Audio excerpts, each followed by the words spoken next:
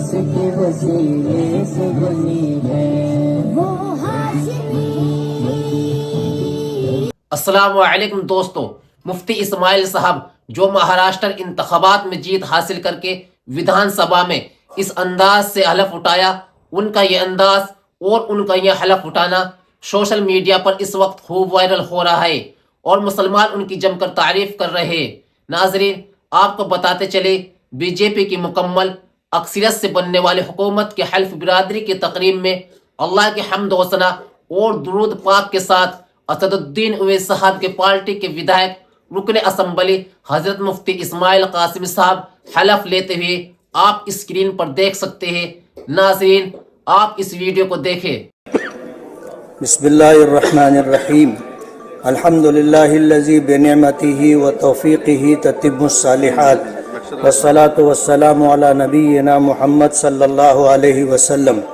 میں مفتی محمد اسماعیل عبد الخالق، جسے مہاراشٹر اسمبلی کا رکن منتخب کیا گیا ہے، اللہ پاک کے نام پر حلف لیتا ہوں کہ بھارتی قانون کی پاسداری کرتے ہوئے بھارت کی اکھنڈتا اور سالمیت کے لیے جدوجہد کرتا رہوں گا اور بحیثیت ایم ایل اے اپنی ذمہ داریوں اور اپنے فرائض کو پوری ایمانداری کے ساتھ انجام دیتا رہوں گا۔ جے ہند، جے مہاراشٹر۔ ناظرین، اب آئیے دوسری خبر کو دیکھ لیتے ہیں۔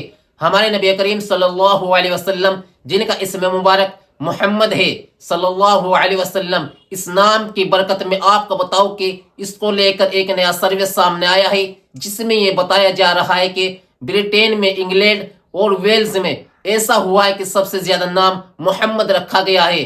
محمد لوگوں کی سب سے پہلی پسند بن چکی ہے۔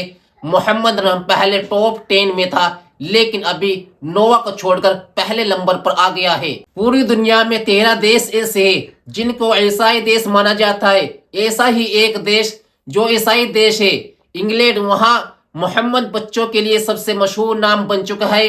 پچھلے سال انگلینڈ اور ویلز میں جن بچوں کا رجسٹریشن ہوا، 4661 بچے ایسے ہیں جن کا رجسٹریشن محمد نام سے ہوا ہے۔ عیسائی دیشوں میں محمد نام کو پسند کر رہے ہیں۔ میں مانتا ہوں کہ دنیا میں اگر سب سے پیارا کوئی نام ہے تو وہ محمد ہے صلی اللہ علیہ وسلم، اور یہ پیارے بچے جو انعت پڑھ رہے ہیں وہ بالکل حق اور سچ ہے۔ آئیے سنتے ہیں۔